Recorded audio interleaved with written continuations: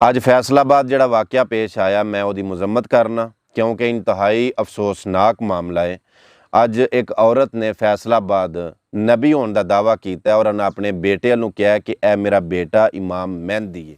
मैं हकूकुल्लाह से नवाजी गई, हज्जुल अकबर अदा करती हुई, अपने 3 दर्जों से गुजरती हुई इस मंजिल पे आ पहुंची हूँ कि मुझे अपनी पहचान आप लोगों को पेश फरमानी है। इल्मे लदनी से नवाजी गई ये पैगंबर, ये रसूल अल्लाह रब्बुल आलमीन के हुक्म से आप लोगों पर अपनी पहचान वाज़ेह फरमाते हुए अपनी इबादत हज्जुल अकबर मेरे महरम अल्लाह रब्बुल आलमीन के साथ अदा करती हुई आज अपनी पहचान आप लोगों के सामने पेश फरमा रही हूँ। अस्तगफिरुल्लाह मुआज़ल्लाह। साडा मुसलमानों का ये ईमान है, ये अकीदा है कि अल्लाह रब्बुल इज़्ज़त दे आखिरी नबी, आखिरी पैगंबर, आखिरी रसूल हज़रत मुहम्मद मुस्तफ़ा शाफी रोज़े जज़ा सल्लल्लाहु अलैहि वसल्लम अल्लाह दे आखिरी पैगंबर सन।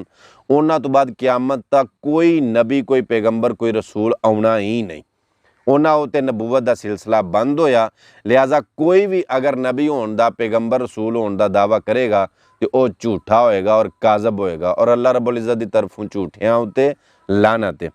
लिहाजा कानून नाफज करने वाले अदारिया ने उस औरत को गिरफ्तार कर लिया, उसके बेटे को भी गिरफ्तार कर लिया और वो एक हमशीरा सी भैन, उन्हें भी दावा किया कि सानू दोवां भैनों को अल्लाह रब्बुल इज़्ज़त की तरफों वही हुंदी है, तो असीं मतलब ये दावा किया। अल्लाह ताला दी नवाजी हुई बंदियां रूहानियत दे साडे नाल कुछ मामलात ने। मेन बंदा मेरी सिस्टर हैगी है, 7 साल तो ओदे नाल मामलात ने। सना अल्लाह, ओ लाहौर च, ठीक है। ए वीडियो ओदी है, मैं ओदे इस सफर च ओदे नाल गवाह हां। ओदी अल्लाह ताला ने मैनू शामिल किया होया। हजूर पाक सल्लल्लाहु अलैहि वसल्लम पेशन गोई और तलीम फरमा के गए हुए ने कि अल्लाह ताला अपने नेक बंदियां नाल ख्वाब दे थ्रू राबता फरमाएंगे, ठीक है भाई। सानू ख्वाब दे थ्रू तालीमात आंदियां ने, ठीक है। साडा कोई दुनियावी फायदा नहीं, कोई दुनियावी साडा मामला नहीं। मेरा ही ना है, ठीक है। सानू अल्लाह ताला दे ए मेरी नमाज दी जगह तुसी प्लीज इत्थे जुत्ती ना रखो, ठीक है। मैं 24 घंटे नमाज परहेजगार रोजे वाली पर्दे वाली बंदी हाँ। दुनिया असी 7 साल तो छड़ दी हुई है, ठीक है। और साडा बहुत पकीजा हिसाब किताब है, ठीक है भाई। मैं किधरे नहीं जाती, ना मेरे घर कोई आ सकता वे। ऐसी जो बयान दिता वे मेरी सिस्टर ने उस रब दे हुक्म दे नाल जारी किया वे। असी किधरे भी पिछे नहीं हटांगे। जे साडी किस्मत च शहादत लिखी है, मैं खुशी खुशी कबूल करांगी, ठीक है। बाकी भाई इन्हां सारियां दा हिसाब नहीं बनता, इन्हां कोल दीन दा इलम नहीं, इन्हां ने तर्जमा नहीं पढ़िया।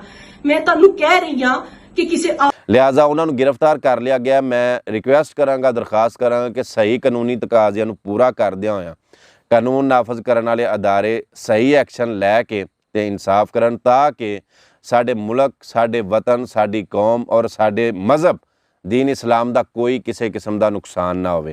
जेडे मेरी वीडियो वेख रहे हैं या जिन्हों ने वो वीडियो औरत दियां वेखियां ने वगैरह वगैरह, उन्होंने अगे दरखास्त करांगा कि मुसलमान शिद्दत पसंद नहीं हुंदा, मुसलमान झगड़ालू नहीं हुंदा, मुसलमान पुर अमन हुंदा।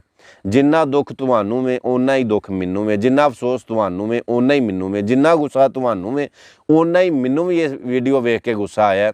लेकिन मामले नूं समझना है, नोईयत नूं समझना है। इस तो पहला भी इस तरह के कई वाक़यात, कई हादसात, कई मामले इस तरह के पेश आ चुके हैं कि बदनाम करते हैं साडे मुल्क नूं, साडे मज़हब नूं।